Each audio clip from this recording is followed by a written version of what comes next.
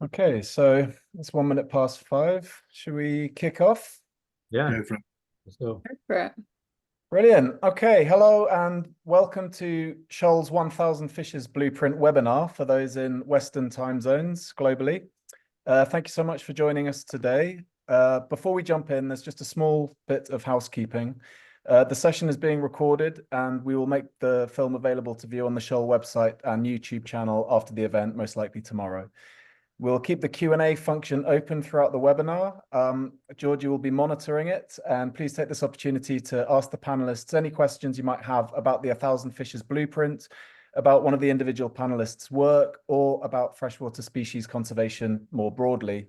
We'll try to get through to all the questions, though if we run out of time, please write to info@shoalconservation.org with your question, and we'll get back to you over the next few days as soon as we can. Great. So over the next couple of hours, we will hear from a selection of experts who have been involved in bringing the blueprint together and who have already been doing some excellent work in addressing the issues outlined in it. When we refer to the blueprint, we're talking about a global conservation framework for freshwater fish conservation that was launched by SHOAL with the IUCN SSC Freshwater Fish Specialist Group and the IUCN Biodiversity Assessment and Knowledge Team back in April. The blueprint, or to give it its full name, 1000 Fishes, a blueprint for accelerated conservation action for 1000 freshwater fishes by 2035, is available to read on SHOAL's website at shoalconservation.org. In terms of numbers of species to launch action for in just over a decade, the blueprint represents quite possibly the single most ambitious conservation program ever undertaken. 1000 species in 10 years is a lot, but 1000 is also a number that's very achievable, and it shows the level of ambition that is desperately needed. As I'm sure you're already aware, freshwater fish are at the very sharp end of the global biodiversity crisis, and we need really ambitious strategies like this if we're really going to make a significant dent. As you'll hear about in the presentations, SHOAL represents an innovative and highly collaborative attempt to tackle a global crisis by mobilizing partners both at the strategic level, such as large conservation agencies, zoos, aquaria, museums, and funding organizations, but also, more importantly, at local community level organizations working at the front line to protect vital freshwater habitats. By being hosted by Synchronicity Earth and Rewild and linking closely with IUCN, particularly those involved with the red listing, SHOAL is able to move swiftly and act independently, supporting the entire network of partners. Now you can see why the initiative is called SHOAL. The bigger the SHOAL, the stronger the SHOAL is. And hopefully, if you were not involved already as a partner, you will be soon. So to our speakers, first up, we have Brian Zimmerman, the co-chair of the IUCN SSC Freshwater Fish Specialist Group, who will discuss in more detail the blueprint, and he'll outline some positive case studies from successful freshwater fish conservation projects from around the world. The FFSG have been fundamental to the blueprint's data analysis. They helped select the full 2,300 plus species list, and they've helped identify key analytical parameters. We'll then hear from SHOAL's Executive Director, Mike Baltzer, who will discuss the contents of the blueprint and outline why its ambition is necessary if we're to halt the extinctions and recover the populations of a significant number of freshwater fish species. Finally, we will hear from Contreras-Macbeath, the co-chair of the IUCN SSC Freshwater Conservation Committee. Topis will talk with us about some of the outstanding work currently being done in Mexico to conserve a fascinating group of fishes known as the Gadeids. Thank you very much. And Brian, it's over to you. Thank you, Michael. I'm going to try and share my screen, hopefully successfully. Let's see how I can do this. Can everybody see that okay? In the right mode? Is that okay? Yeah, that looks good. Are you able to full screen it? Yeah, let me see here. Full screen. Where's that? Let me unshare. I'll try and share my second screen. How does that look? Yeah. Perfect. Okay, I just need to move this over so I'm not. Okay, great. So thank you, Michael, for the introduction. It's a real pleasure to be here on this webinar, and good afternoon, evening, morning. I don't know wherever you are, what time of day it is, but it's fantastic to be a part of this Thousand Fishes Blueprint initiative, which SHOAL has set up. I think it's fantastic and it's ambitious and it needs to happen. So as Michael mentioned, I'm going to talk a bit of background information about freshwater fishes, but I'm going to then also talk about a few case studies of things that I have personally been involved with, why I think this is an ambitious target, but totally achievable as well. So just a bit of background information for those of you who maybe are less familiar with freshwater fish. Although freshwaters only cover about 1% of the Earth's surface, these habitats are host to 30% of all known vertebrates and over half of all known fish species. So it's more than the oceans. And yet we've lost 35% of our wetlands in the last 50 years since 1970. And to put perspective on it, that's 3 times the rate of loss of forests, which get much more attention. Also, since 1970, there's been a huge decline in freshwater fish species population. So the biomass has been lost at a rate of 84% in the last 50 years, which is pretty shocking. And sadly, we've already lost 82 species that we know have gone extinct since the early 20th century. And actually, that number is probably significantly higher because many species are lost and they go undetected. So I mentioned more species in freshwaters than marine. 18,688 fish species have been described, with 200 or more species being described on average every year. And about 17% of those are known to be threatened, more than 3,000 species. And an additional almost 3,000 are data deficient. And that doesn't mean that they're not threatened. It means that we just don't have enough information about those species yet to be able to make an accurate IUCN assessment. And the chances are a large number, or at least a significant proportion of those data deficient species are also threatened. So SHOAL's priority species list is pretty big. It's 2,338 species. They were selected based on the IUCN Red List and the criteria, and those are the species that are most in need of conservation action. So we have 11 species extinct in the wild, 730 critically endangered, 1,143 endangered, and 454 that are vulnerable. Those are those higher threat categories, which gives us 2,338 priority species. What are the threats that these fish are facing? Well, there's a whole range and a whole selection of different threats that they face, sometimes multiple threats an individual species is facing. Habitat degradation impacts 69% of the priority fish species. Pollution, 57%. We hear about this all the time in the news in the UK with our rivers being still polluted heavily. 43% of these fish species are impacted by dams, so their migratory routes are blocked and it prevents them from dispersing. Invasive species, where humans have put fish where they don't belong, whether that's for angling purposes like rainbow trout or for mosquito control with gambusia. 34% of our priority fish species are impacted by those invasive species put in by humans. And then fishing and aquatic resource harvesting accounts for about a quarter of the threat species on the list. And climate change is 18%. And as the climate of the planet warms up, that percentage is likely to increase over time. This really amazing heat map shows the distribution of those priority fish species. So the darker purple we go, the more number of species there are that are in those regions. And you can see there's a couple of hotspot areas: Southeast Asia, the Western Ghats in India, Mediterranean Europe, Central Africa, and then a scattering over Mesoamerica and South America have hotspots with high levels of species that are on the priority list.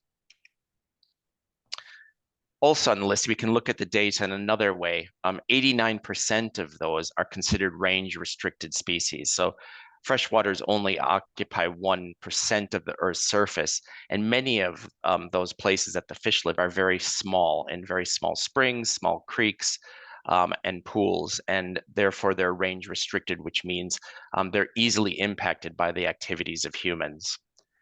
13% or 305 of them require ex situ conservation. So that's where the zoo and aquarium community comes into its own, because they can provide safety net populations or insurance populations of those species on the brink of extinction. There's an additional 139 species that are listed as critically endangered and possibly extinct. And that's because monitoring many fish species is often quite difficult. They live in habitats that are not easy to access, and in some cases very difficult to monitor. So we could have already lost an additional 139 species. Humans like to think of themselves first in most cases, and they have very human-centric views. So this particular slide talks about those species on the priority list that are of particular interest to humans. 954 species, according to the IUCN, have human interest. And it's interesting, 459 specifically for the aquarium trade, an additional 229 species for small scale or subsistence fisheries, and then large scale fisheries. So those are the fisheries that are on the Great Lakes and the big rivers, 123 species. And then smaller numbers that are impacted by bycatch used for angling or bait purposes or medicinal purposes. Migratory fish species are on the priority list, and many of those species are impacted, I mentioned, by dams and other things blocking their path. You can see here some very well-known rivers like the Danube and the Mekong hosting a number of priority fish species that are all impacted by the work in those rivers and the human-related impacts. EDGE, which is an acronym for evolutionarily distinct and globally endangered, has lists of many different taxa, and they recently developed the freshwater fish list. And you can see here the top 25, top 30 species of EDGE fishes, and you can see they're critically endangered species from across the globe, and certain areas, Australia, Madagascar, and Southeast Asia being, again, hotspots. Data deficient and under-evaluated species, mentioned a few slides ago. There's large numbers, thousands of species in this area, but again, you can see on this map kind of priority areas where there's high numbers of species present in places like Southeast Asia and Indonesia and India and China, but also in Central Africa and the Democratic Republic of Congo, and of course, Brazil. There's vast numbers of species that we just don't know enough yet about to find out. I mean, we need to find out more about their populations to assess exactly whether they're threatened or not. And this interesting map also shows priority genera. So within a specific genus, there might be multiple species, some of which face common threats or similar threats.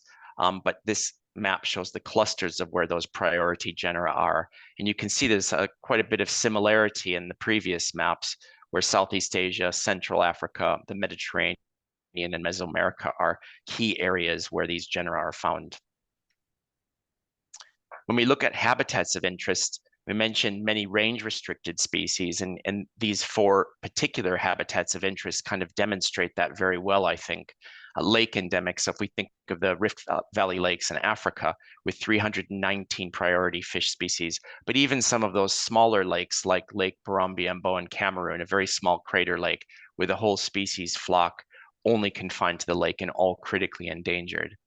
Springs and oases, very small habitats usually in arid areas, and obviously very important for all kinds of wildlife, but especially for the fish living there.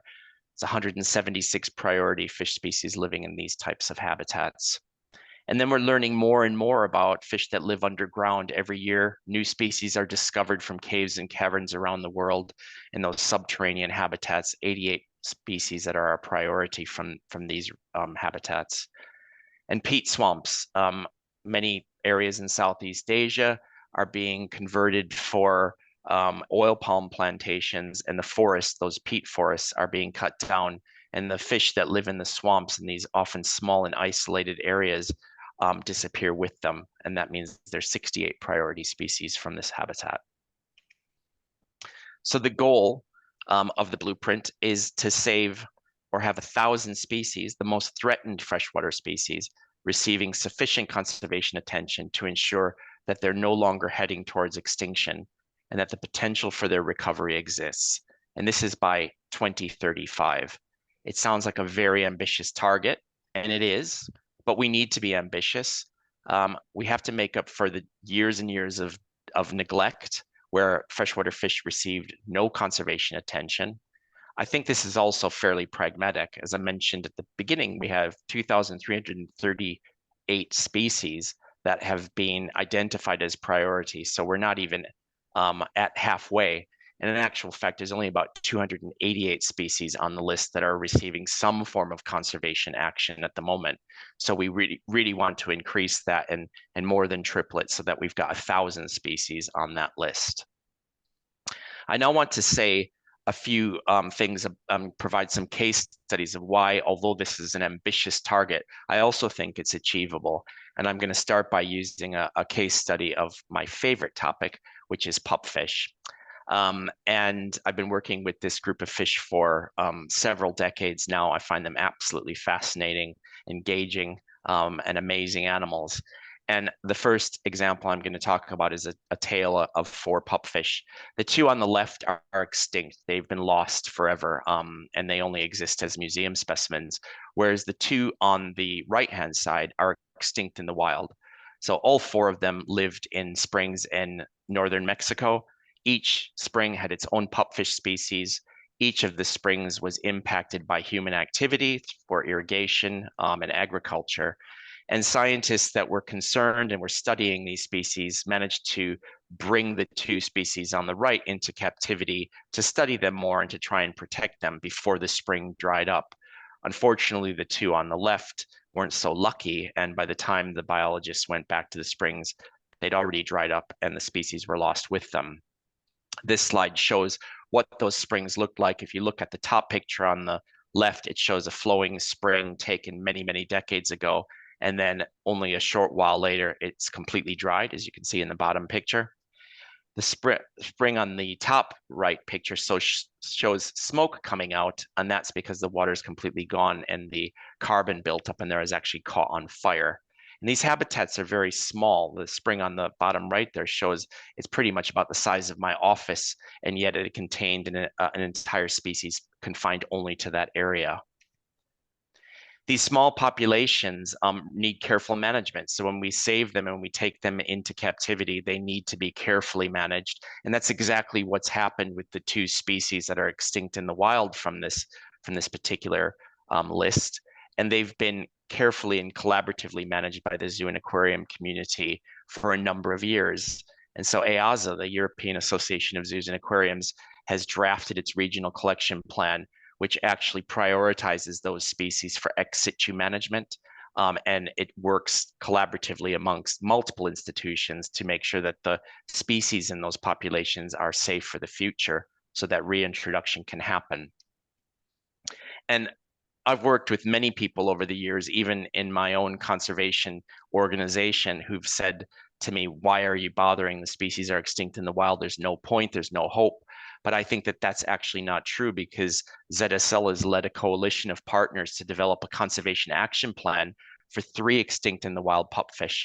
And this action plan has 4 goals that have been drafted with the ultimate aim of returning these fish back to Mexico and in the wild, and ultimately to get support from the local communities to be inspired by these amazing animals that once was part of the natural fauna of these areas in northern Mexico. Second example is probably my most favorite place on the planet, and that's in Greece. And I've been working there for many decades with these 2 fish here. The one on the left is called Valencia robertae, and the one on the right is Valencia latornixi. And together they're collectively called the Corfu tooth carp or Corfu killifish. And the project I've been involved with is called FishNet Greece.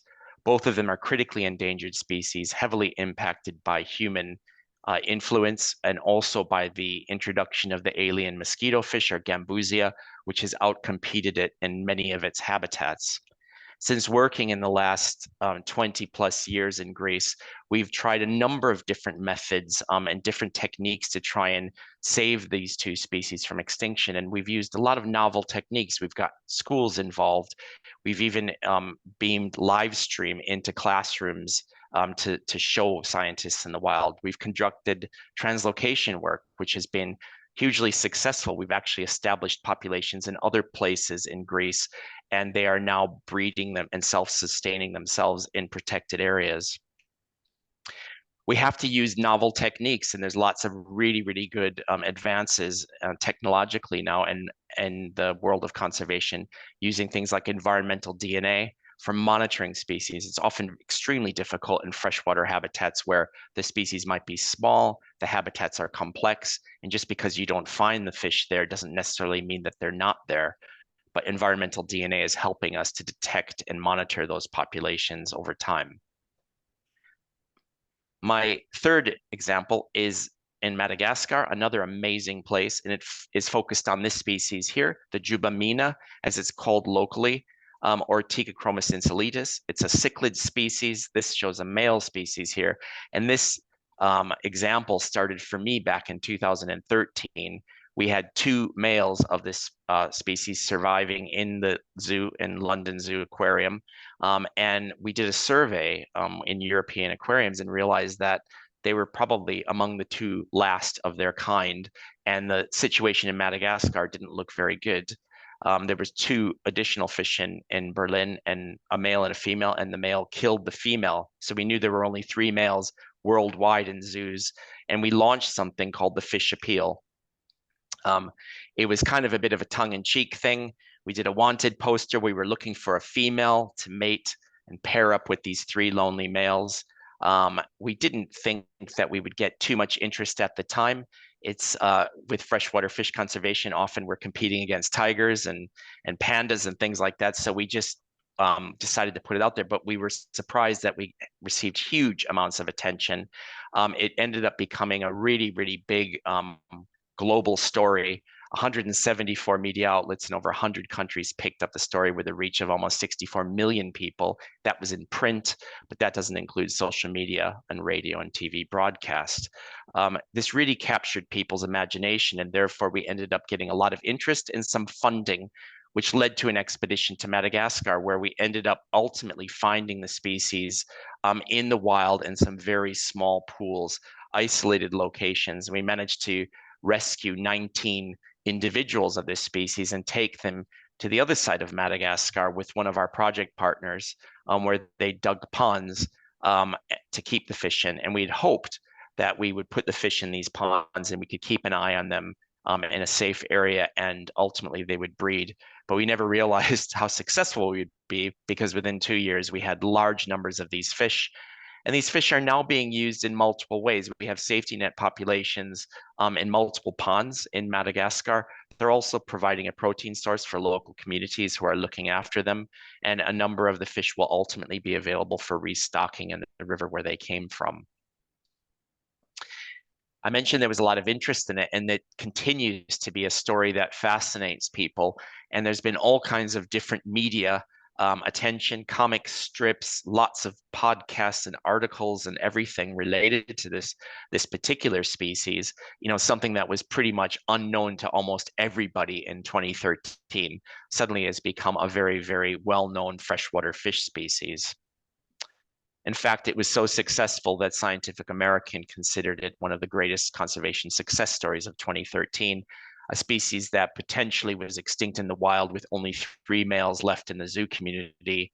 Suddenly its fortunes have turned, and now the species is secure in aquariums and zoos, both in North America and in Europe, as well as Madagascar. If you want to know more about this project, you can go to Paris. There's a temporary exhibition on now at the Aquarium Port Doré as part of the African Museum there, which in comic strip fashion talks about the expedition in 2013 and the subsequent work that's been done there, demonstrating again what a huge success this project is, but also that there's hope even for freshwater fishes that people have never heard about.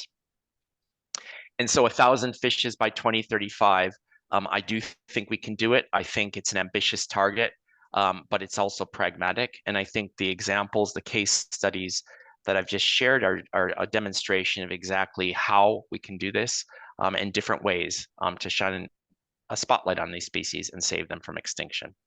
Thank you very much.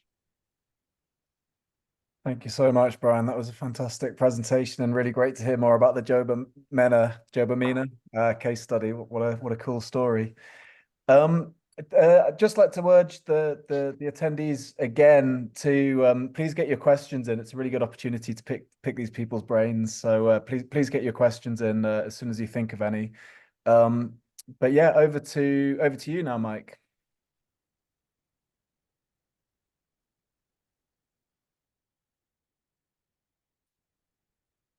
So hi everybody, and welcome from a very cold, unusually cold June in the UK. And so you've heard from Brian all about the science behind the development of this blueprint, and a number of different people worked on the analysis, wading through the enormous amount of data that's provided by the IUCN Red List. And what I'm going to be talking to you now about is actually the blueprint that came from it. So how do we suggest that we can start tackling establishing conservation for 1,000 fishes? So before we start, let me just say a little bit about SHOAL for those that haven't heard about us or don't know about the work. So Mike, SHOAL. sorry to interrupt you. I don't think you're sharing your screen. If you could just share your presentation, or I can pull it up, whatever's easier. But yeah, we Sharing can't on my screen. Sorry, your presentation. I should have just checked. Should I try again, Mike? Yes, that looks much better. Yes, perfect. Thank you, Mike. Sorry.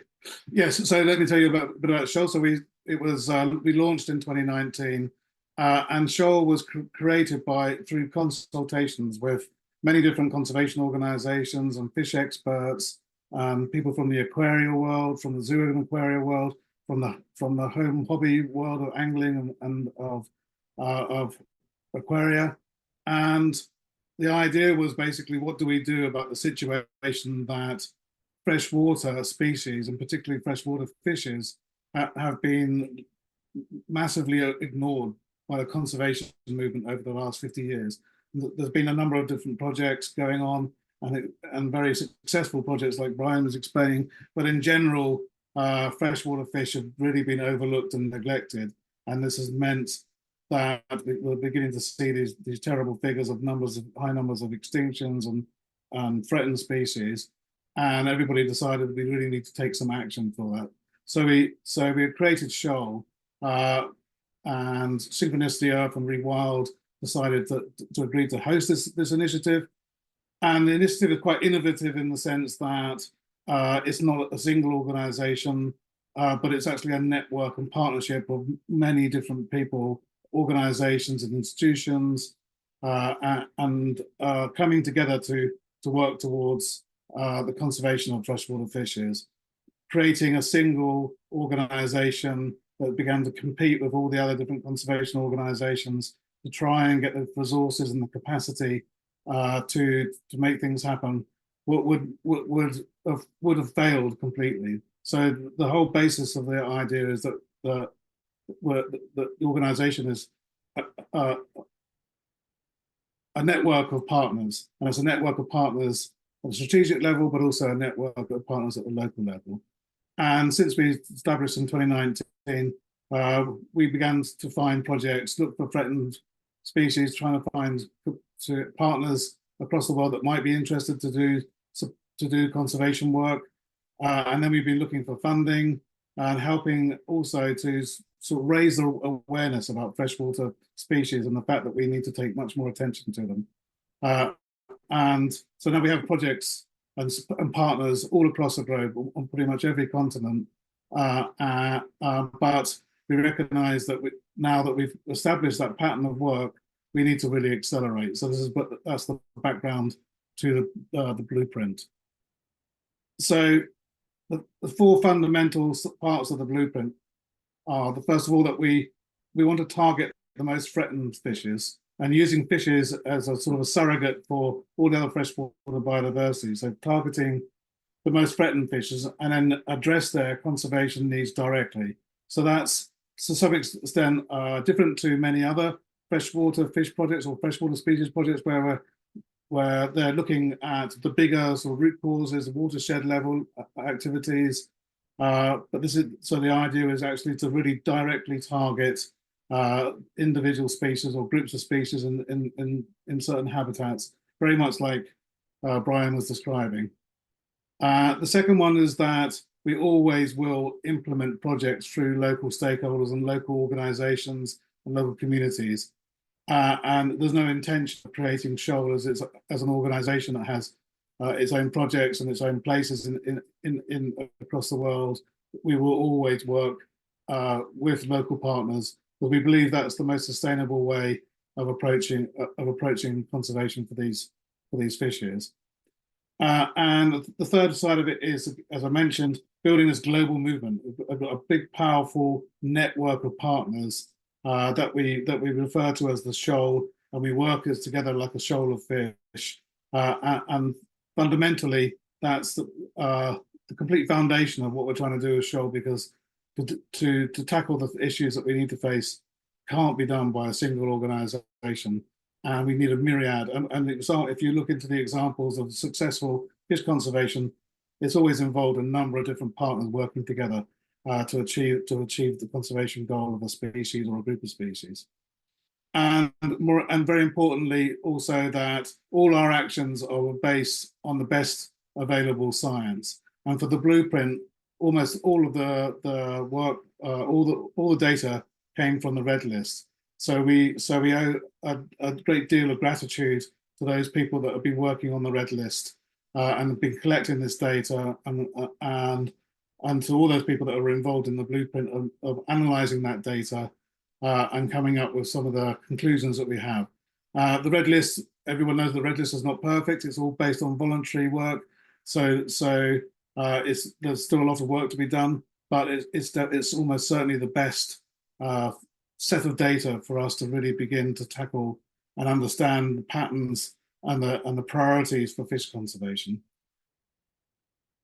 So as I mentioned, the shoal is made up of a number of partners, and we think about those partners in three ways. So the first one are what we call the strategic partners.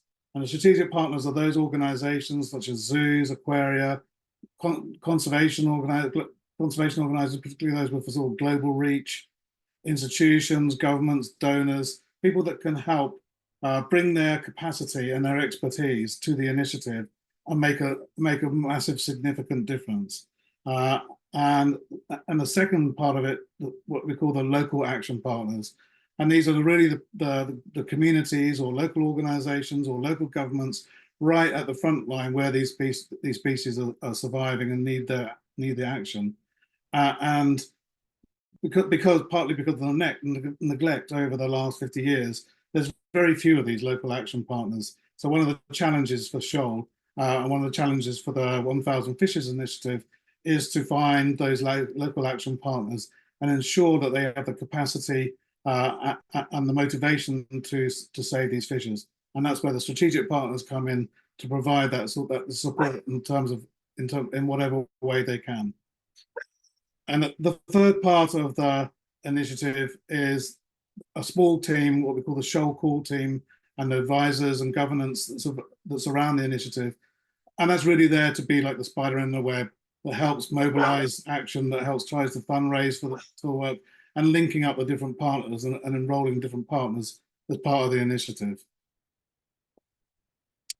So that's the background to the blueprint, and that's the background to shoal. But what we presented in the blueprint are 7 strategies that we believe if we follow these strategies, we will get to 1000 fishes by 2035, as much as possible.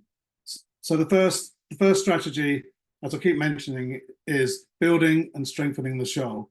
So we've got a vast number of partners already at the strategic level or the local level, already working on this, but the more and more that we can get that can be part of this initiative, and there are thousands of partners that we potentially could get involved in the initiative, the more powerful the initiative will be, and the more likely we are going to reach our goals. So we're constantly looking out for different partners and finding ways for them to bring their expertise, their capacity, their skills, their knowledge, their reach to make a big difference for the initiative. So the first priority for all of us is to find those partners and bring them on board and ensure that they have the ability to really make a difference for freshwater fish conservation globally, but also for supporting the local partners in doing the work that is totally necessary.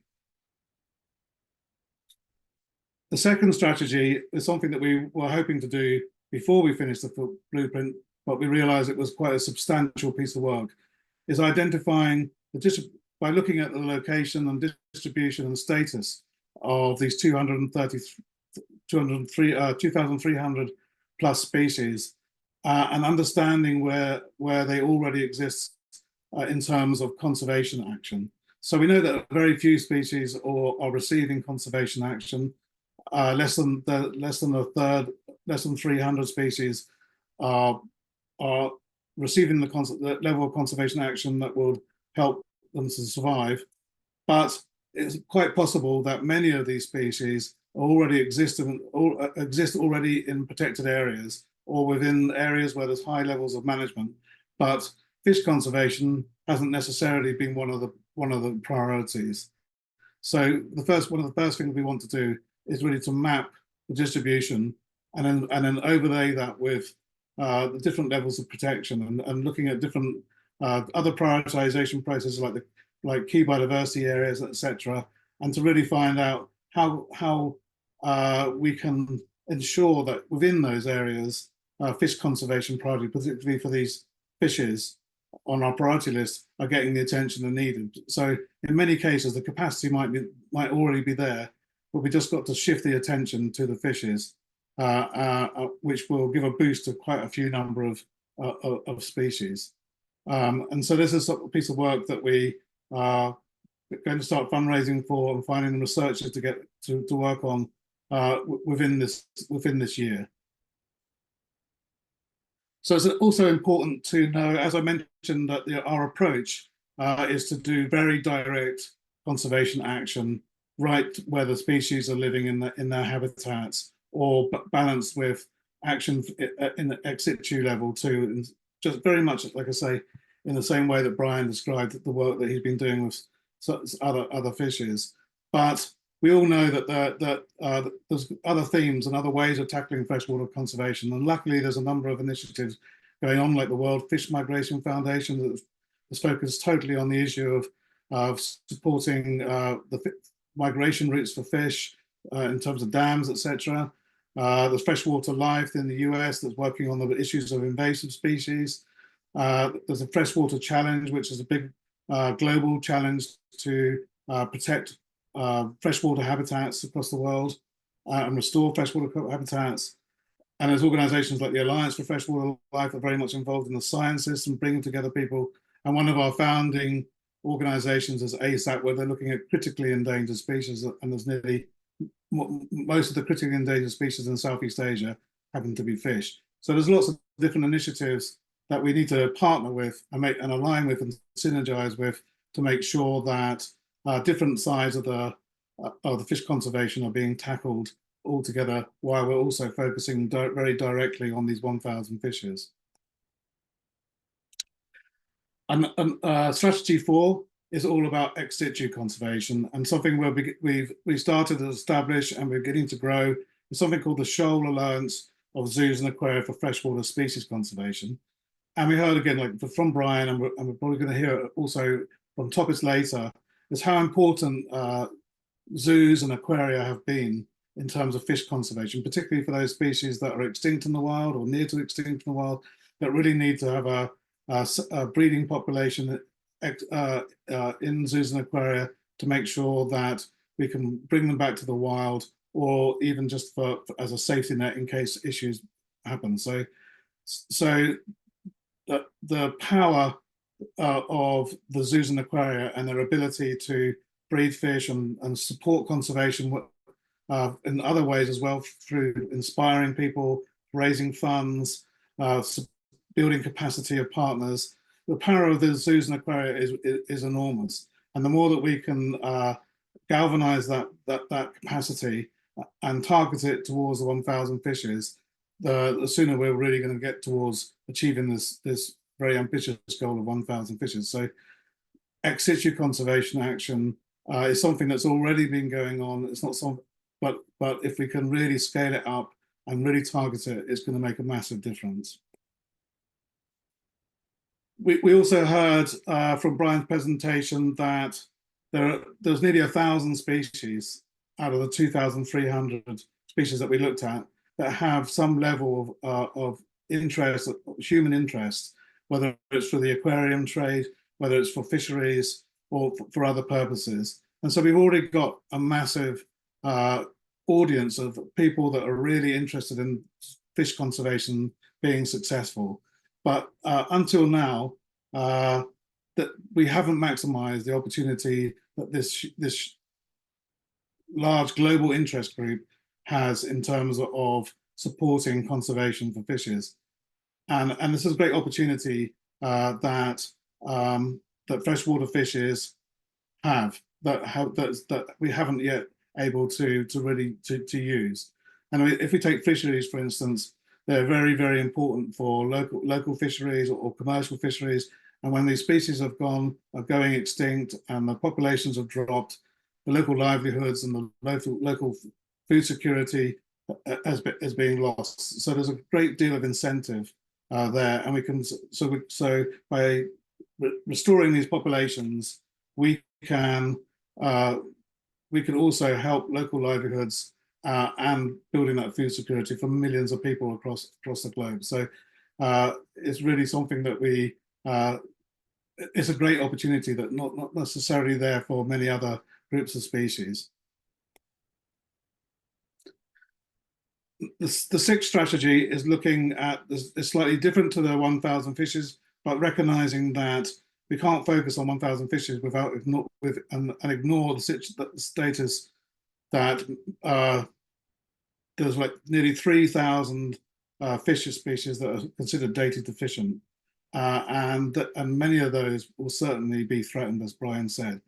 And so one other aspect of the initiative is really to start tackling this big mountain of work that needs to be done to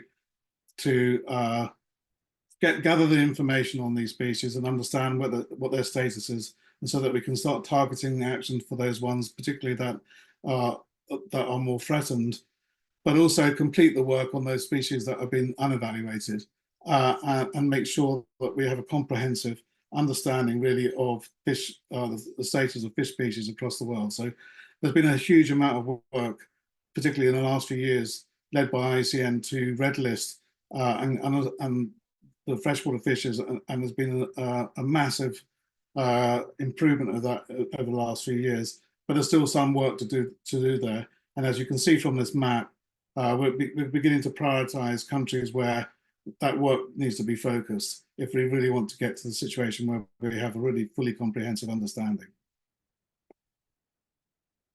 And then the final strategy is basically looking at where we've taken the data, much of the data that was presented by Brian, and overlaid this data to understand if we really want to tackle 1,000 species, where do we need to prioritize, and where can we get the sort of biggest bang for our buck? This doesn't mean that we ignore the idea that the goal is to reach 1,000 species, but really we want to get to 2,300. So anywhere we can to target these 2,300 species we fully encourage. But in terms of where we start really focusing our attention and raising funds for and building capacity, that will help us get to this 1,000 species, 1,000 fishes as fast as possible. So we saw the map of the distribution of areas with high concentration, and we've identified 37 priority areas across the world, whereby there's a high number of our target priority fishes. And if we focus in those areas, we're going to have much more impact faster than spreading our resources broadly. So we've identified 37 right across the world. You can see that on the screen. This will form the basis of much of the work that we do over the next 10 years. We also saw from Brian that we looked at priority genera, and when we map that and start overlaying that, it is very similar to the distribution of the full number of priority fishes, but we can begin to see more and more patterns. And we've identified 39 priority genera that we believe that by focusing on those genera, because very often conservation is focused at that level or close to that level. We've got great examples of that. The Goodyards working group has done amazing work in Mexico and the US on Goodyards, and also in Paraphorminus, for instance, Paraphorminus in Southeast Asia. So it's quite often the scientists and the interest groups are focusing on genera. So it gives us another advantage that we can use to move faster and swifter towards our 1,000 fishes. There's many lakes which hold large number of the fishes. Victoria, we've got Lake Victoria in Africa and Lake Malawi, with high numbers of fishes. If we work in those lakes, again, we're going to be supporting conservation for a number of species just by focusing on specific lakes. Although, of course, some of these lakes, like Victoria, are big, complex, and difficult to work in. And other priorities, as you heard from Brian, are things like the priority springs and oases, the peat swamps, the karst and subterranean species, and those species that are identified as edge species. And so these help us build up a picture of where we need to prioritize. And when you overlay all those priorities, we get to 36 what we call the priority countries, and you can see from this map where they are. When you look at that, it doesn't necessarily look like we prioritized, because very vast expanses of area are covered. So it's not there to represent the whole area that we will target through the SHOAL initiative, but those countries where they have to have the capacity to do fish conservation, and where we need to find the projects and the partners and mobilize action. And so we can see very clearly, some like the top 10 ones where we really need to build capacity. Some of them, like the US and Australia, already have quite considerable capacity. So it might not mean necessarily that we invest in capacity building there or fundraising for those areas, but really it is about mobilizing the existing partners there to take some action. But some places like Indonesia and in East Africa, India and Turkey, there's very limited capacity. And if we want to reach those 1,000 fishes, we've really got to build the capacity in those countries. So it's not a representation of all the geographical areas that we will be working in, but more or less identifying those countries where we need to partner up and find those partners and build the capacity and the resources and the skills to make a difference. So this last slide is just to show that there's going to be many benefits from this piece of work. Millions of hectares and kilometers of freshwater habitat are going to be protected. Thousands of other threatened freshwater species, we hope, will be under conservation action as we take action for some of these fishes. The potentially significant recovery of local and commercial fisheries. We're supporting for hobby-based economies, and also further work with improving the red data list. And it's not something that's going to be a straight line curve where we go straight up. It's going to take some time. So over the next 10 years, we recognize that it's going to be more of a slow progression that will gradually speed up towards as we get to 2035, as we get more partners and more funding as we move along. And so that's particularly the goal of the SHOAL core team, is to find partners and to find the funding and to mobilize more action and engage more and more people in freshwater fish conservation. So thanks very much. Brilliant. Thank you, Mike. There have been some really great questions that have come through already. There's one from Clive Walker about the importance of local communities, but I think it's best to hold off from that one until Topis has given his talk, because the talk about the Mexican Goodyards really focuses a lot on the importance of local communities. So we'll come on to that one a little bit later. But Bo Baxter asks, is a full list of the 2,338 species available so that we may look for opportunities to contribute to conservation efforts for species that may be in our area? And Bo's in the southeastern United States. Yeah, absolutely. If you're answering that question now, Mike. Yeah. The full list is available, and some of the data related to that list is available. And if you have any queries about any of those fishes, we're very happy to provide information. And we really, as I said, we're really encouraging anybody to tackle any of the 2,338 species. So yeah, we're there to support and help in any way we can. Brilliant, thank you. And Georgie will put the link to the blueprint on the SHOAL website on the chat so that people can see where it is, and see a lot more of the information from it there as well. And Jack McCulloch asks, as a hobbyist aquarist, how can I best contribute, such as maintaining a lifeboat population of specific species or presenting at aquarist societies to raise awareness? Where should he start? I'm sure a lot of people have the same question. Jack says he has 50 plus tanks and would love to put them to some good use.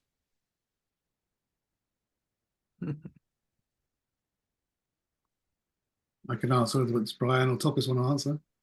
Shall I try to answer that? I mean, I one of the things I don't think I really got across in my presentation very well is just the role of hobbyists in conserving some of the most threatened species. Certainly the public zoo and aquarium community relies heavily on collaborating with the hobby sector. They have vast amounts of knowledge and skills, and we do work closely with many of them. And a lot of them are at the forefront of saving species. And you mentioned in your question about working with aquarium societies, there's a lot of specialist societies out there that really, really focus on maintaining populations in a very scientific way, and contributing to conservation ex situ by maintaining those species over the long term. And I think that's probably one of the best ways, getting involved, collaborating with others in the hobby sector, and obviously collaborating with public aquariums and zoos wherever possible is probably one of the best contributions that an individual hobbyist aquarist can do. Brilliant. And a few more questions are coming in. We'll get to most of the remainder after Tops's talk, but just because this kind of follows on quite nicely from Jack's question, Matt Needham asks, would it be up to the hobbyist to source the specific species or group of species that they wish to take action with? Is that, Brian, are you able to follow Well, on? I mean, yeah, I think, the hobbyists are, many of them are maintaining populations, and the aquarium society, a lot of the clubs in that are doing a great job of sharing their animals, sharing their expertise, and bringing new people into the fold. I would just also say, with a word of caution, though, that some species are protected, and it's always really important that if any of those fishes are sourced, that you're aware of the provenance and where they came from, because there's local national laws and local laws that protect some species in the wild. And so you have to be clued up on which ones are protected and making sure that you're abiding by the laws in those countries. Brilliant. Thanks very much, Brian. And Topis, over to you for your presentation. Thank you. Could you put it on, please? Okay, thank you very much. I'm very glad to be here. Thank you, Mike. Well, both Mikes and Georgie for the invitation. So I'm Topiltzin Contreras. Apart from being co-chair of the Freshwater Conservation Committee, I'm also a representative for Mesoamerica for Freshwater Fish Specialist Group, so I'm very happy about that. And now I'm a researcher at the University of Morelos in Central Mexico. And I'm going to talk to you a little bit of what we're doing in the region of Mesoamerica with relation to freshwater fish conservation. And we act basically as a partner of SHOAL in all of these efforts we're doing in the region. Could you pass me the second slide, please? Okay, so in in the group, we're following the species conservation cycle. Is this way of doing things now in the Species Survival Commission, where we want to go beyond assessing species. Years ago, what we did in the SSC was assess species to try to find the level of threat this had. But in recent years, maybe in the last 8 years, we're trying to, close the cycle. So now we're doing species action plans, and we are doing conservation projects in situ and ex situ. So to go beyond what we were normally doing, and we do this through networking and communicating what we're doing. In the case of the Freshwater Conservation Committee, we have a very important partner in the zoo, where we have a person, Moni Boone, who is our coordinator, our freshwater coordinator, and she has helped us to promote conservation efforts in several parts of the world. I'm only going to focus on what we're doing in Mesoamerica at this moment. Next, please. And as SHOAL in general, we have our regional SHOAL. We have a lot of partners from academic institutions, aquariums, hobbyist organizations, but we also have the local partners, like from Guardianes del Rio in Teuchitlan, or the local church in Teuchitlan. We have partners with the local community of Huitzilac and Aquilan in Morelos. So when we go right into the actions, the SHOAL, this Mesoamerican SHOAL, tends to grow and have different levels of participation. We have local governments, we have the federal government of Mexico, and also in El Salvador. So this is the way we are, using the model of SHOAL, and SHOAL is a big part of our group and our network also. Next one, please. So in the case of assessing, we've been very much involved in the assessment of the freshwater fishes of Mexico and of Central America. And for this, we have also a big partner in Albuquerque Biopark, where Tim Lyons is our expert who has helped us to do all these assessments. We assessed 536 Mexican freshwater fishes and 618 fishes from Central America. This was done between 2020 and 2022. So we now know what the status of this species are. And we have a great idea of the threats and how these threats are affecting the different species in our region. Next one, please. But we're going beyond that. We're using this model of plan to act.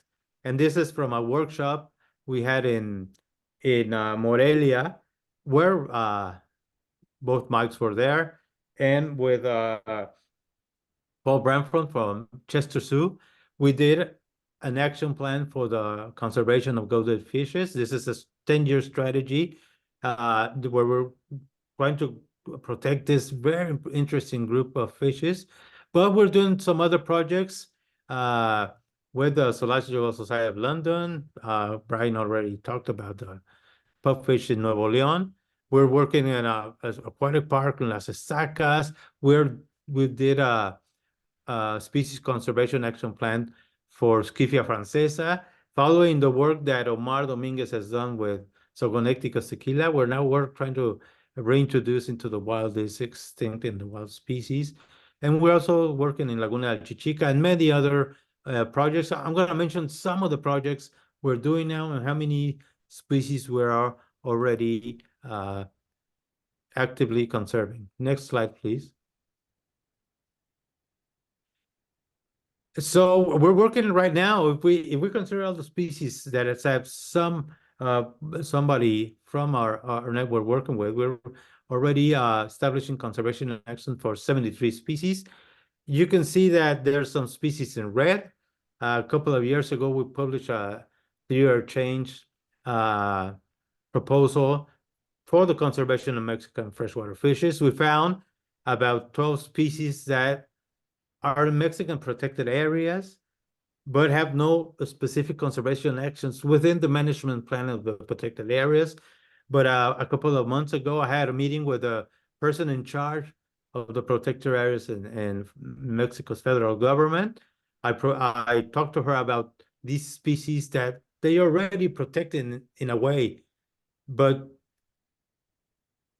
we are trying now to find a way to establish specific conservation action for them. So just to date, we're working with 73 species, and we have species from northern Mexico all the way to the border with the United States.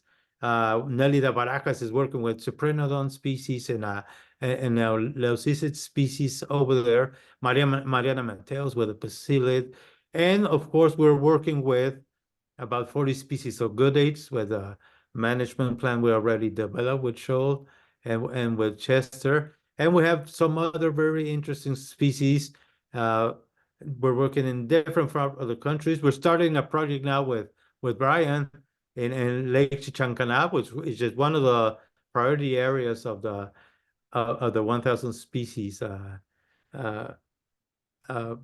blueprint, where we have 7 Cyprinodon species that are threatened with extinction. So in the past few years, we've been working in trying to have conservation action for many, many more species. Next one, please. So if we look at the numbers, we have 8 extinct in the wild species in Mexico, and we're already working with 6 of them. So it's about 75% of the species. Remember, there's 11 in the world extinct in the wild, and we have 8 Mexican species extinct in the wild. Of the critically endangered species in Mesoamerica, we're working with 28, about 47%. Endangered species, 93. We're working with 25% of the species, and vulnerable species, so 16%. So we're about 30% of the species that are in the red list have already some attention with regard to conservation. There's 1,138 species for the whole Mesoamerican region. Next, please. So I'm going to talk a little bit about the project. This is the conservation of the goldfish projects. This illustration has all the goldfish species, about 43 species. About 40 are threatened with extinction. There's already 1 extinct species, and our conservation strategy has actions, has goals, and has a timeline that in which we're going to do different aspects of conservation for this really interesting group of Mexican fishes. Next one, please. One of the most important projects that SHOAL has also been involved with is the reintroduction of Scipia francesa, led by Omar Dominguez. This is a project that they've been, they've been working in a Teuchitlan stream for about 20 years already, and they reintroduced the tequila split fin, and now they're already did a couple of reintroductions of this really interesting fish, and they have a very interesting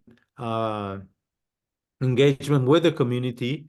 The community is all in favor of not only reintroducing the Scipia, but working with other fish species native to the region, a couple of others that are also extinct.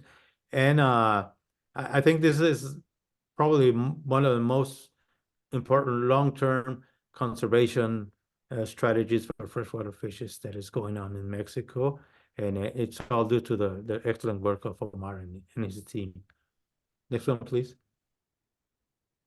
And we're also working with another in another place in São Paulo National Park. We're working with dark-green splitfin, which is another goldfish species, and there we're working on another aspect. The main threat to this species are invasive species. So we're working with the local community there. And this is project led by Humberto Mejia Mojica. And we're checking out, we're trying to reduce the populations of the invasive species with our trout and carp, and to give the native species a chance, to increase their populations. This is really interesting site. And the local community, you can see some of the people. We have trained community brigades, and they are assessing not only the native species, but also the microinvertebrate populations. They're helping us eradicate also some aquatic plants that are being affected in the native species. So I think this is the way to go when we're talking about the control of invasive species. For this project, we had funding from Nat Geo. Next one, please. No, I'm not going to go in detail on this one. This is the extinct pulpfish project that Brian was talking about. John Nguyen from Zoological Society of London is the team leader in this one. And we're already working on some hydrological analysis of the region, trying to find suitable sites where we can reintroduce these fishes. Next one, please. This is very interesting project we're doing in Oaxaca. We're working with Astana salvatoris, which is a microendemic tetra from a spring. This is the first known photograph of the species. We're working there with the local community also to protect the species. We found some invasive species in the region. There's also some problems with water, water extraction and stuff like that. So this project is about at the half of our involvement, but the community is very keen on working and protecting the species, and I think that's a really, really good result. Next one, please. And we also have 16 other projects in preparation. These are some endangered trout. No, 8 of these 12 trout species were assessed as critical endangered or endangered in the red list. These trout, unfortunately, haven't been formally described yet, but Dean Hendrickson from the University of Texas, I've been talking with him in the recent weeks, is advancing on that, and we're trying to find a way to do conservation. I know that SHOAL has been in talks with Dean and try to work maybe with the angling community to try to protect this very beautiful salmonid species. We're trying to bring to Mexico, repatriate the 2 Hippopotamus extinct in the wild species. We're also in communication with the people have them in Texas, and we have a new facility at the university where we want to bring this to Hippopotamus, and that way we will have all the extinct in the wild Mexican fishes with some conservation effort. We're also starting to work with a project in Honduras with Tlaloc Portillorum. We don't have any projects in Honduras. This is with the first one. And also we are already in talks with people from Nicaragua to try to work with cichlid fishes from Lake Hiloa. No, this is a very small crater lake that has 5 threatened cichlids, but somebody introduced tilapias as always, and these fishes population is starting to go down, and we maybe we'll start working on this species complex next year. Next one, please. I think we need to do and for this 1,000 species proposal is trying to measure conservation success in some way. And the green status of species is a really good metric in which you can evaluate the conservation gain. No, you can evaluate what the conservation action has really how the conservation actions have benefit to species, and what is the potential recovery of the species. We're already working with IUCN. We did this for Skipa francesa. We're now doing it for Graudus bucardi, a species I've been working with for several years. And there are very few fish species that have been green listed, no? But I think this is something we could incorporate into the 1,000 species. I know to develop a green status for 1,000 species is a lot, but I think we need to have not only a list of the species we're working with, but we have to have some type of metric where we can see what our conservation or what are the effect of our conservation actions. And we're already starting on this in Mexico. We expect to grow the number of species assessed by this metric in the following years. Next one, please. And just recently, in the World Species Congress, we had this very interesting regional session, and we decided to create the Mesoamerican Freshwater Species Conservation Alliance. So it's a way forward from, just this group of people and organizations working with freshwater species, and this is supported by Shed Aquarium. As you know now, Shed is one of our main partners for the region. So we have now this alliance. We're working on a webpage, a logo, and stuff. We expect to launch the alliance in October. We're going to have a national fish conservation meeting in Mexico. We're going to launch the alliance there, and I think it's going to be a way to facilitate our work together and having more impact in many more species in the region. Next one, please. And of course, we have a bunch of sponsors, the Mohammed bin Zayed Species Conservation Fund, National Geographic, Chester Zoo, Conavio, CONACYT, Ruffer Foundation, Toyota, and the National Park Service for some of the projects in northern Mexico. Next one, please. And, this is like the tip of the iceberg. These projects also benefit a bunch of other species. So we're working with axolotl species. We're working with aquatic plants, a lot of invertebrate species, and even now with freshwater sponges. So we want to go beyond fish. I know all the projects that the 1,000 species blueprint will benefit. Will surely benefit many other species. It would be really interesting to maybe keep track of all the other species are being benefited with these projects, and I assure you, in 10 years we'll be way over 1,000 species with no problem, especially with all the energy and great thought that SHOAL puts into everything it does. So it's really nice to be a part of this and other projects SHOAL is doing.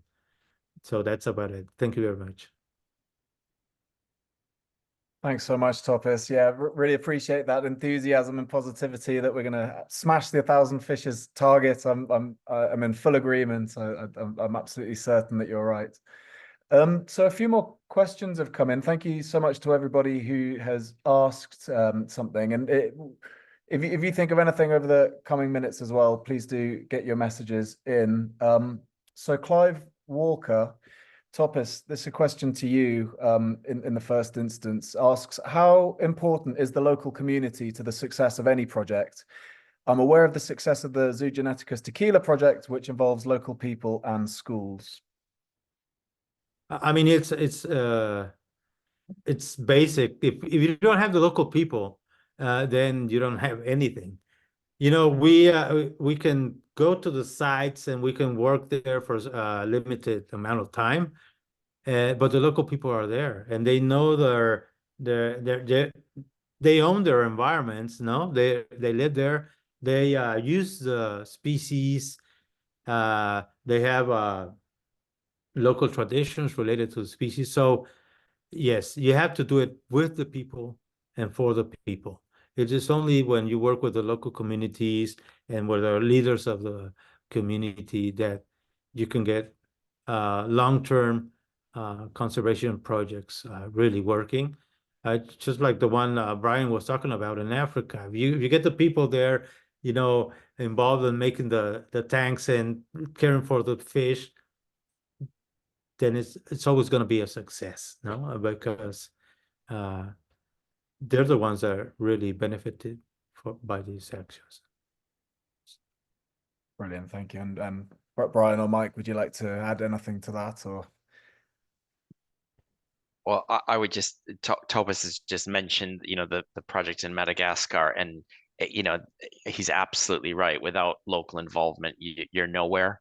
Those are the people on the front line. Those are the people that are, you know, needed to be able to support the work.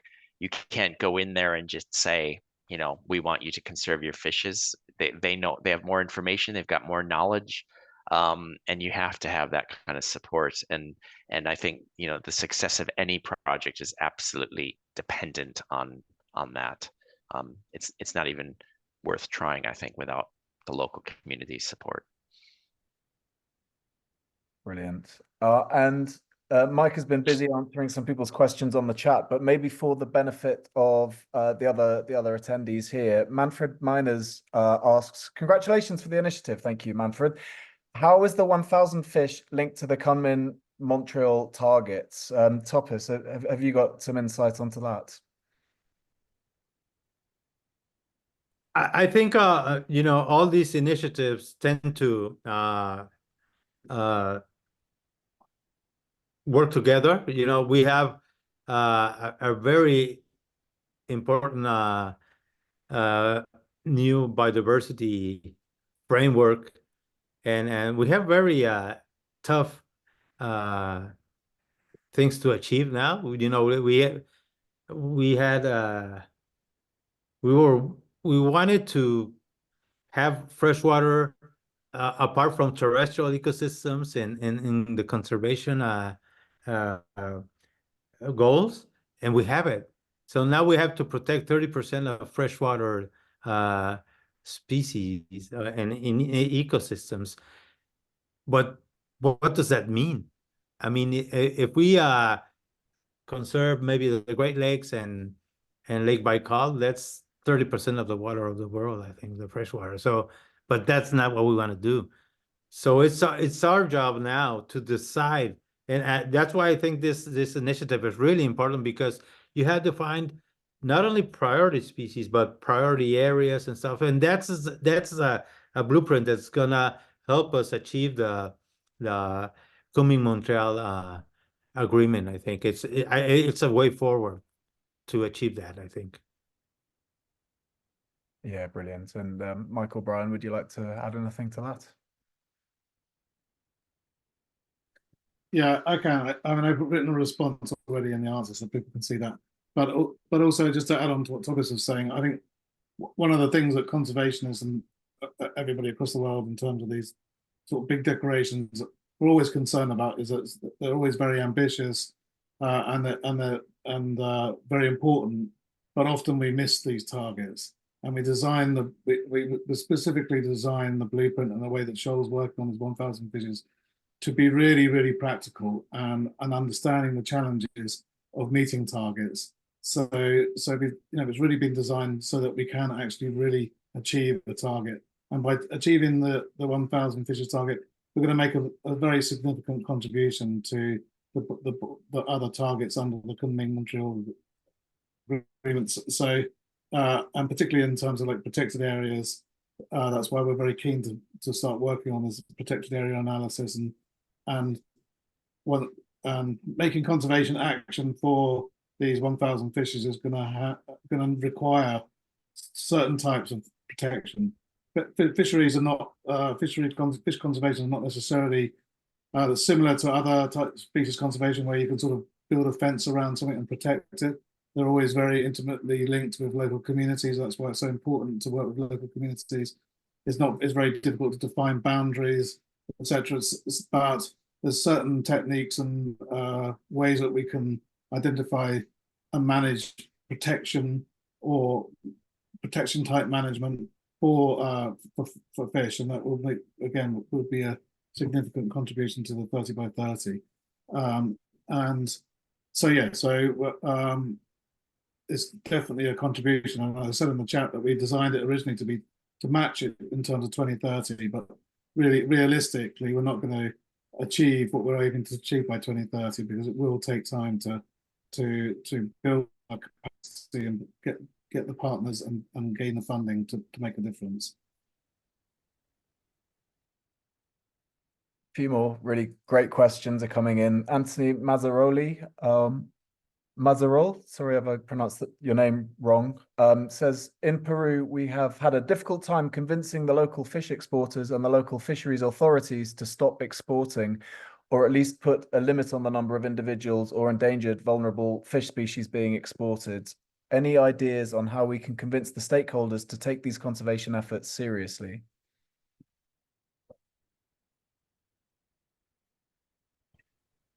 Well, I'll take the answer to that. I think this is a really important thing, and it's certainly important to the public aquarium community, and it would be quite important to the commercial, home aquarium community as well.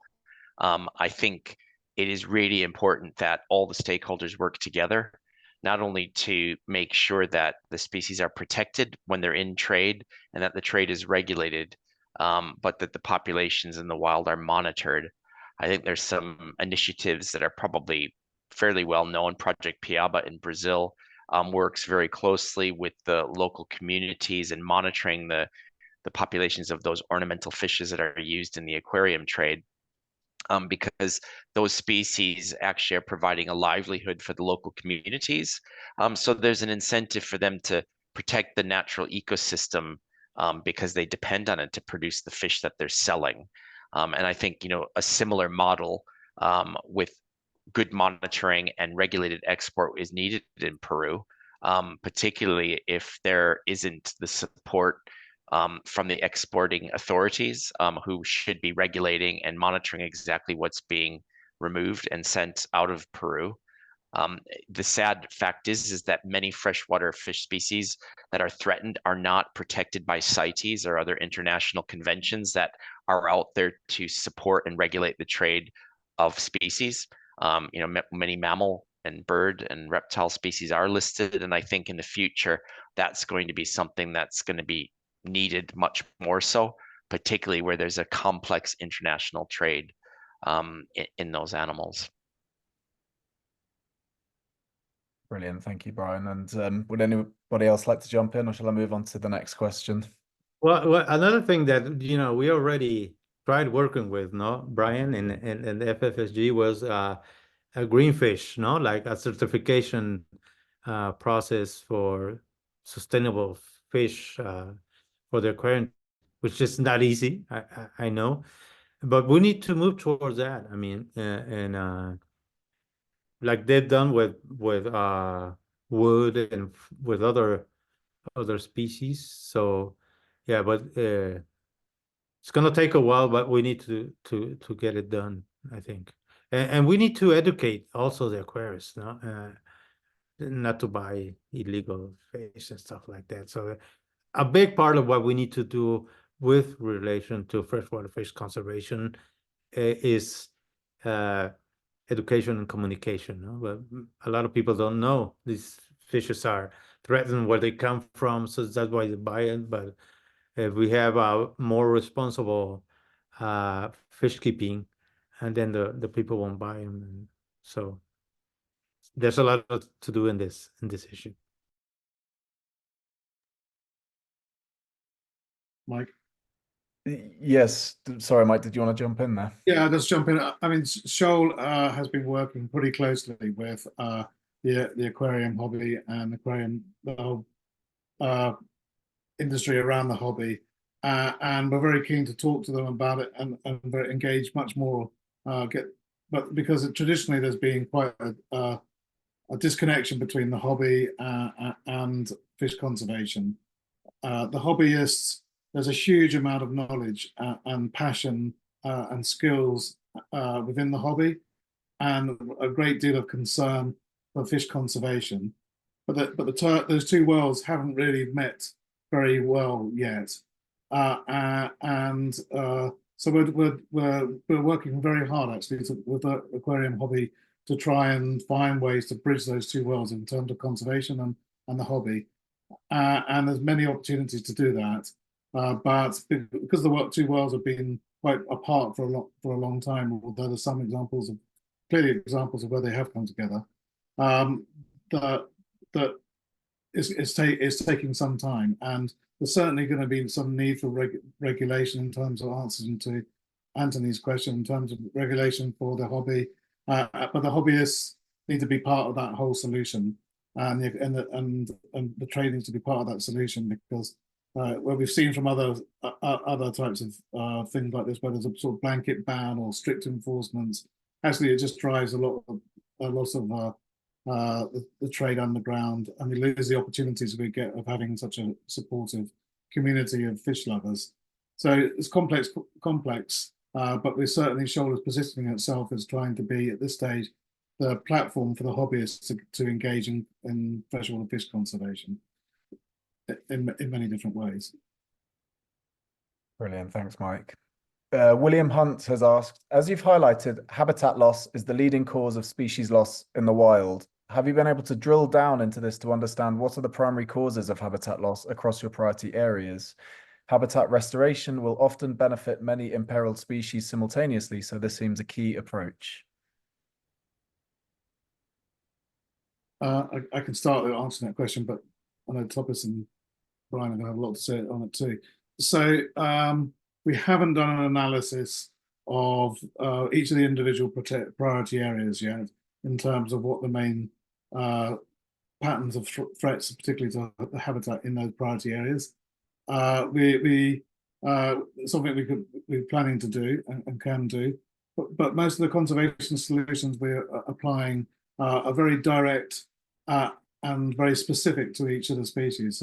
So clearly, or groups of species, but when they sort of share habitats, but clearly habitat protection and habitat restoration are very, almost entirely one of the main priorities for the conservation of each of these species. So, for peat swamp fishes that we work on and supporting in Southeast Asia, where the peat swamps are being cleared and burnt and destroyed at an alarming rate, and we hear about it from other species like orangutans or tigers, but under that canopy in the water, there's a really important fish community that needs protecting. So protecting that habitat from any further destruction is really critical to that group of species.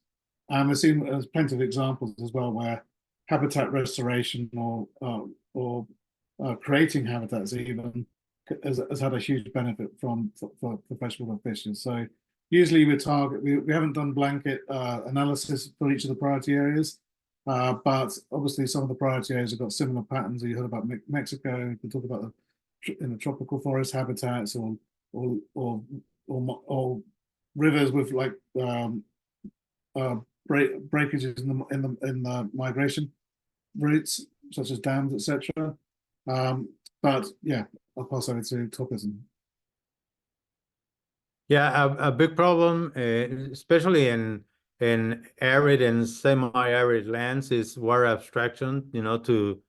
For cities or for industry or for agriculture. So these are the small habitats that Brian was talking about. I have a spring and desert, and they extract the water to for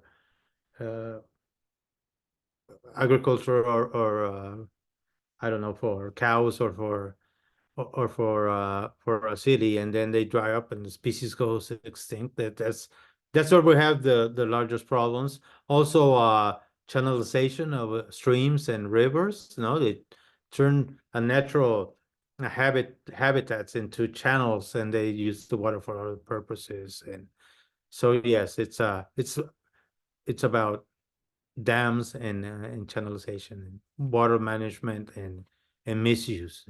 Unsustainable water management is a big issue, and now that the many regions are drying up, because of the changes in the climate, this thing is getting worse by the day. I think. Yeah. Brilliant, thank you. And Shane Puthi has said that coordination across many organizations of different sizes and objectives and people across geography seems challenging. And he asked, how does SHOAL manage these communications and help bring different members together at the right time? It's really a question for Mike.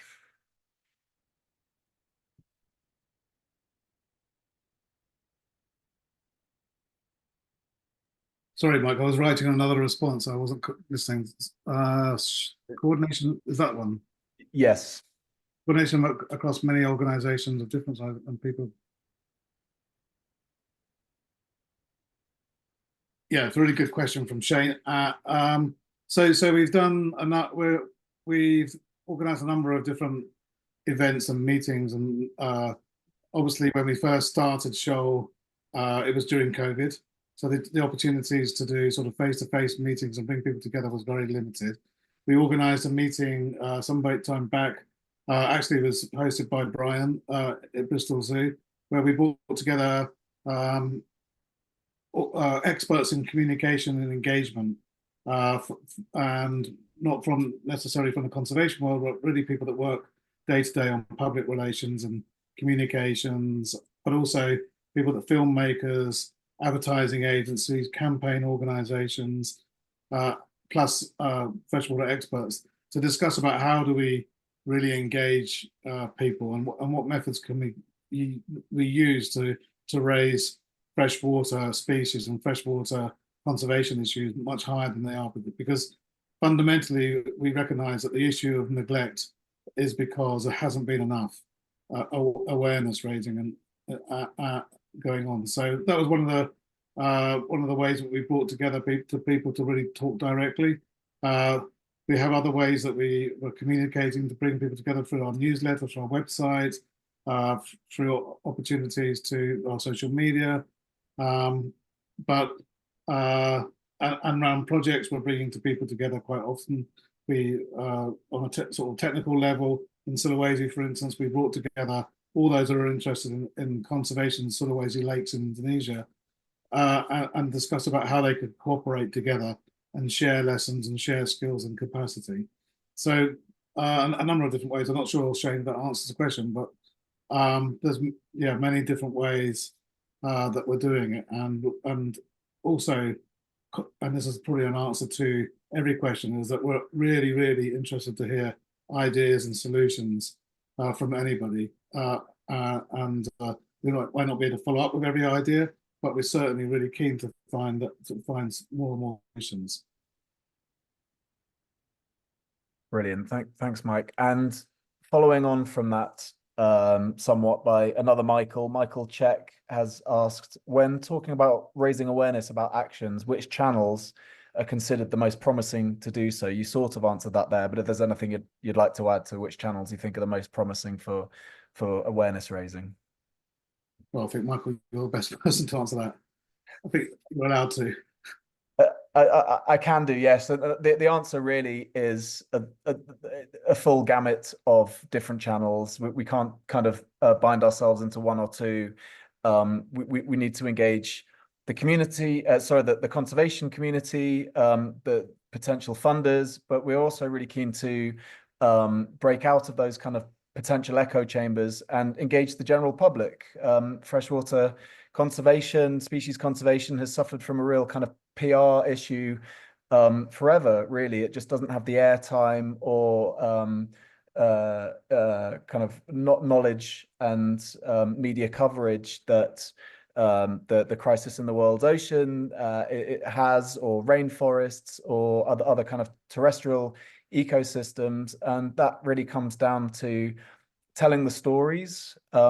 We recognized very early when SHOAL was established in 2019 that a lot of people aren't inspired to take action for freshwater ecosystems because they don't know how marvelous they are, how biodiverse they are, how many remarkable physiologies and stories come out of freshwater ecosystems, but because the stories haven't been told, and never had the sort of Jacques Cousteau moment where people have been able to see what the species do from the comfort of their living room.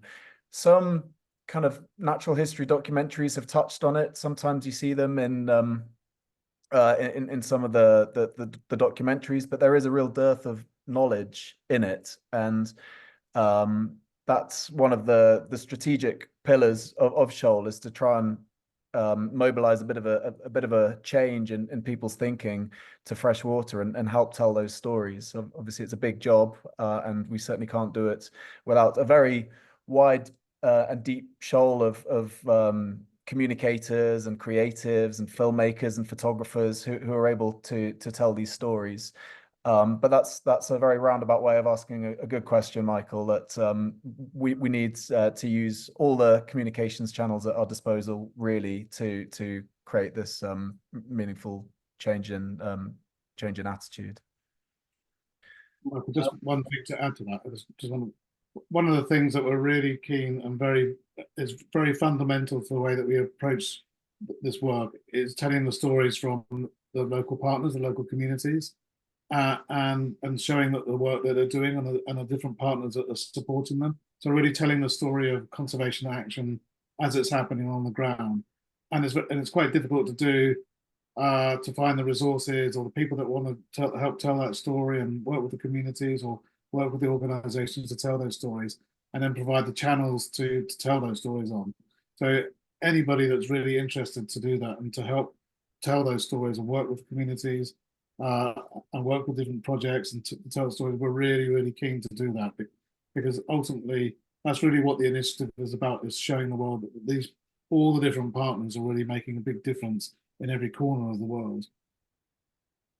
That's a really good point. Thanks for adding that in, Mike. It's a really important point. Clive Walker has also asked, are there any plans to help hobbyists rehome what they are breeding? Some species are very prolific. I have Alophorus robustus, Presa coincio. They are not the fish many want. I believe they are plentiful across Europe, and Clive is based in the UK. Maybe one for Brian. Yeah. Welcome to my world. In the zoo and aquarium community, we're always discussing this. It's oftentimes very easy to produce large numbers of a species when you're successful, when you've worked out how to breed them. And we're fish geeks, and so we have an interest in them, but a lot of other places don't. A lot of other people don't. It's quite specialist for some species. So we're always trying to work out the best solutions of dealing with surplus animals and managing small populations so that we can keep them and sustain them over a long period of time, but we don't become victims of our own success. So we do a lot of discussion about breeding management and making sure that we're keeping a healthy population that's reproductively active, but yet not creating the surpluses that we just can't find homes for. I don't claim to have an answer for every species, because the breeding strategies are different for different species. And you're talking about a goodad that is, can be quite prolific live bearers. And sometimes the solutions aren't always palatable to people. In some taxa, breed and cull or population management by euthanizing surplus animals is probably the best solution to keep a healthy and active population of a reasonable number stable and going, especially when you can't find homes for them. But in other cases, there may be other strategies, such as temporary separating of the sexes, or only rearing a few numbers of eggs if they're egg laying species. So it's not a simple one solution for this. I think it has to be looked at kind of cohesively across the whole range of species that are being managed ex situ, because the worst thing that would happen is to keep them in very crowded conditions and then have a disease outbreak and you lose the whole thing. And I've had that experience directly myself with managing small populations where I was very excited because I was breeding them and loads of them, and then nobody wanted them. And because they were too crowded, we ended up losing whole populations. So it has to be carefully managed. Yeah, and it's a problem that zoos and aquariums face on a daily basis. And Tim and Lauren have both asked questions that Mike has answered, but it might just be worth talking through the answers as well in case they're relevant for anybody else who's watching live or in the recording and in the follow-up. So another ex situ question from Tim Hayward. He says, exciting times. For those looking to assist ex situ, will you be producing a template stud book to keep everyone consistent?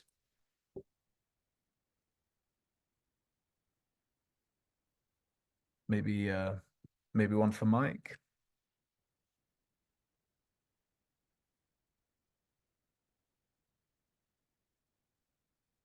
Sorry, yeah. So yeah, I sort of we asked this on the chat, and we don't have plans to keep a stud book. That's not. But one of the plans that we're working on is through the SHOAL Zoo Alliance, Zoo and Aquarium Alliance, is to bring together the zoos and discuss a sort of strategy for ex situ conservation. And from that process, which hopefully we're going to be doing over the next year, through that process, we hope that we can identify the plans for individual species, which species are most suitable for ex situ conservation, which ones need it, who and potentially the role of hobbyists in that plan. So, but a lot of this work has already been going on already. And Brian, I know that leaves a lot of that work in Europe, so over the next year, I think we'll be able to answer this question a bit more. And it really does come down to really taking the leadership from the zoos and aquaria that are part of the alliance or working on freshwater fish conservation. And like I say, there's potential for hobbyists to be part of that program too.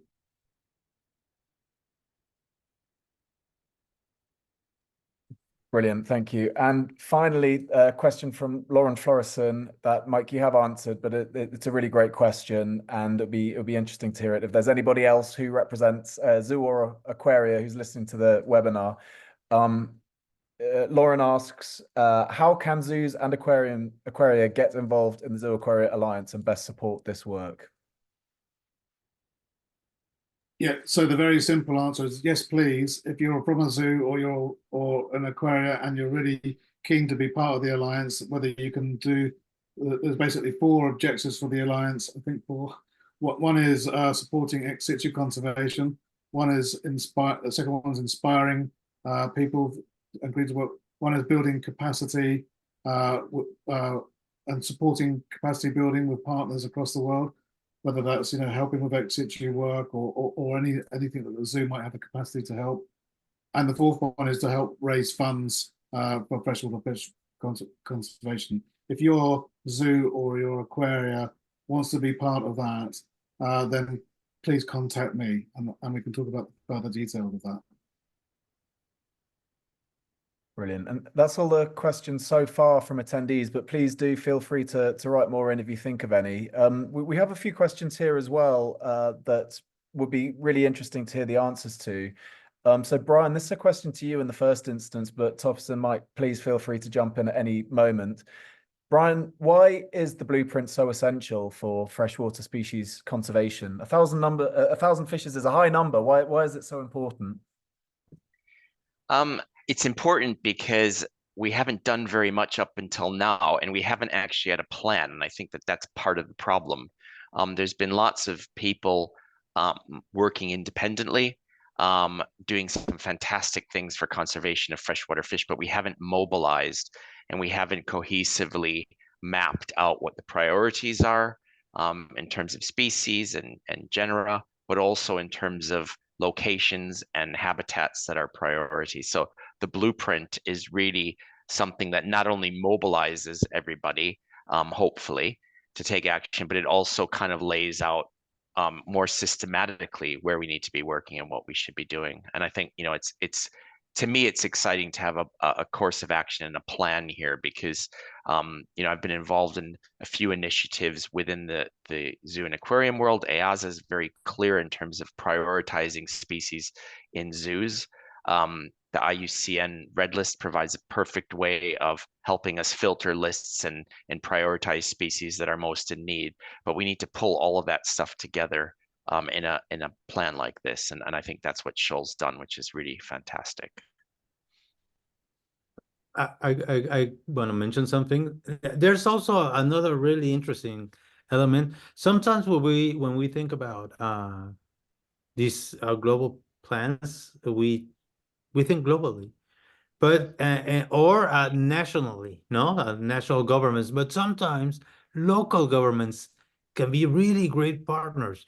The thing with local governments is that, you know, they don't read scientific papers and stuff like that, so sometimes they don't even know those species are in their territory. And we have a blueprint like this, and they say, "Oh, hey, there's some really interesting fish in this lake we've been living near for all our life. Why don't we do something?" And sometimes the local governments can be the best partners you can have if you get them excited. They'll do anything to try to do a better job, you know. And it's and they're right there, and they have people in the community, and they can, you know, they can generate local jobs and stuff for conservation initiatives. And you know, I think this even some really big organizations are turning into towards local governments. This happened because of Trump. Can you believe this? You know, when Trump got out of the Paris Agreement for climate change, the government California said, "No, we're not going out." And California became the leader in global and climate change issues. So now even these big framework programs are directing attention towards local governments, because now sometimes, you know, national governments sometimes are worried about the big issues of the country, and they don't attend these small issues. But I think this blueprint is exactly that. A blueprint that somebody in some local government in you know, in the Topiltzin region or in the Yucatan or in Nicaragua can see and say, "Okay, why don't we do this? Why don't we start protecting this species?" And I think that's a really interesting thing that we should promote through this blueprint. Yeah, brilliant. Thanks, Topis. And we are just coming up to the hour, but there's a couple more questions I'm quite keen to ask. Firstly, I suppose this goes to Mike, but also Topis and Brian, please jump in. How will we monitor progress on the mobilizing conservation action for 1,000 species? Yes, so it's a very good question and quite a big task. So essentially, we are creating a database of Excel sheets and information on each of the species, and beginning to collect information on each of the target fishes. But it's going to be a real challenge to understand what's going on for each of the fishes and who's doing action and what, and etc.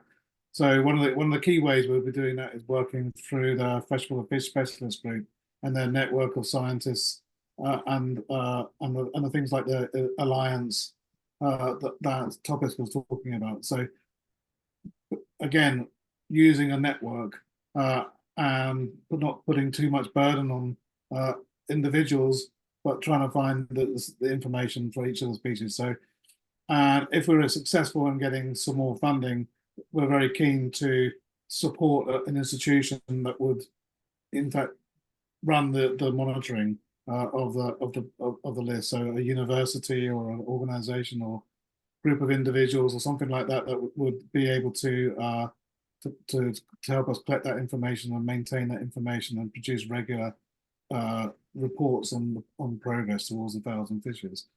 So, but that will take.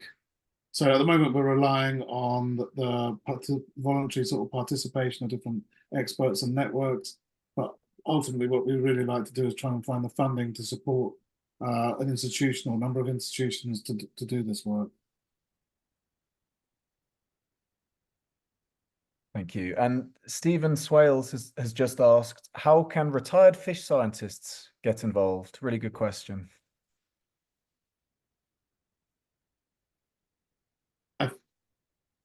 I think the question that might turn the question back to Stephen, and maybe he's got ideas already about how retired people might get involved, and that to me it seems like a huge opportunity to bring some expertise, because like I keep mentioning that expertise and capacity is everything we need, and ideas to channel that expertise would be really great. Maybe we should set a call up with Stephen. Yeah. And final question, because we are coming up to the hour, but what is the next most immediate step?